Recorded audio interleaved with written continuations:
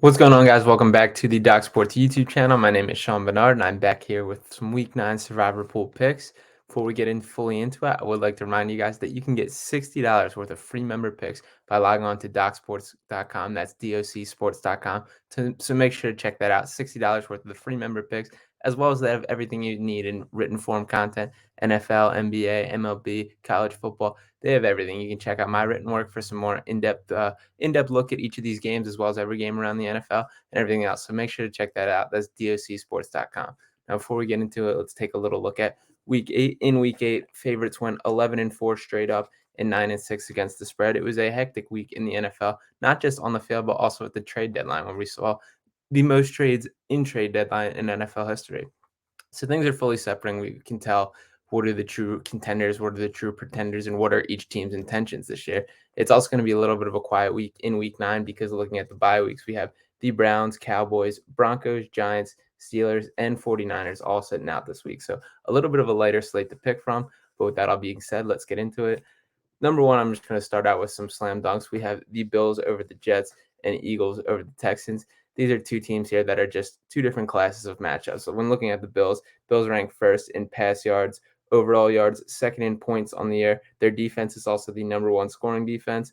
Looking at the Jets, Breece Hall suffered that injury. That was a big hit to the Jets offense. And New York just seems to be coming down off that cloud nine that they kind of started the season at. There's a lot more pressure on Zach Wilson, and he just hasn't quite handled it yet. So I expect that to be a pretty comfortable Bills victory. And same with the Houston and Philadelphia matchup.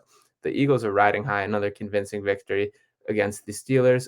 Jalen Hurts just continues to get better and better. That connection with A.J. Brown continues to grow. And this is a Texans team that just it doesn't quite have the talent. This is a team that they're going to show up, they're going to fight, but Philadelphia just has them overmatched. So to get those two kind of slam dunks out of the way, let's dive into a little deeper pick. Next up, I have the Vikings over the Commanders. Vikings 3.5 point favorites in this game. The Vikings offense has not been as explosive as it was hoped coming into the year. They're ranking 11th in passing yards, 21st in rushing yards. Their defense has also been middle of the pack, ranking 28th in rush yards and 15th in points allowed. But despite that, they're 6-1. Taylor Heineke taking snaps under center for the Commanders. I think the Vikings are due for a loss in the near future, but it's not going to be this week. They're a better team than the Commanders. I think there's going to be some sort of breakout performance where things start to click in a way that it hasn't yet. So I think those Vikings move on to 7-1. Next up, I have the Patriots over the Colts. Patriots 5.5 point games, 5.5 point favorites in this matchup. The Colts obviously handed the starting quarterback duties to Sam Ehlinger, the Texas product. In his debut, he went 17 for 23 for 201 yards. Wasn't quite enough to get the win as they lost to the Commanders by a score of 17-16. The Patriots have the 12th best scoring defense and are tied for most takeaways. Anytime a Belichick defense is facing off against a young QB, that's something to worry about, especially considering that they've already been ripping out those takeaways this year. Mac Jones back under center for the Patriots despite the Zappy fever, and I don't know if that's fully gone away, but at least for the time being, Mac Jones looks to be the guy. Colts have lost 8 of the last 9 matchups, and they have not won at Gillette Stadium in 16 years. So this is a pretty convincing win. I like this Patriots pick a lot this week. Next up, I'm going with the Dolphins over the Bears. Dolphins 5 point favorites in this matchup. That's a smaller spread than I kind of would have guessed.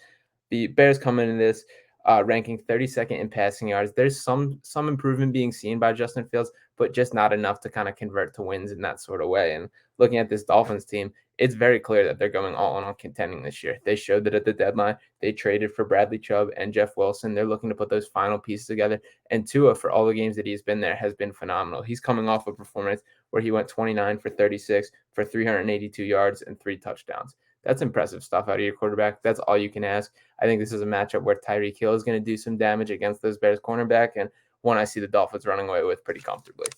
Moving on, I just have 2 games that I think you can avoid this week.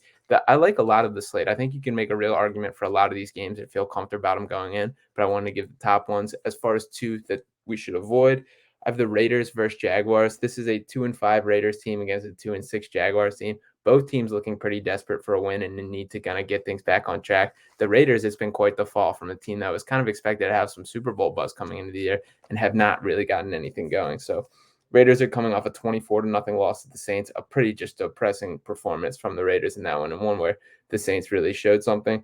Raiders are 1-5 straight up in their last 6 away games, while the Jaguars are 0-6 against the spread in their last 6 games. So one of these trends has to break. This is going to be a game I think probably comes down to a final drive or one turnover or something along those lines, and something I think you're better off just avoiding. And lastly, I have the Falcons and Chargers as a game to avoid. Falcons 3-point underdogs in this one. I lean toward them getting the win. The Falcons are a better team than they've been getting credit.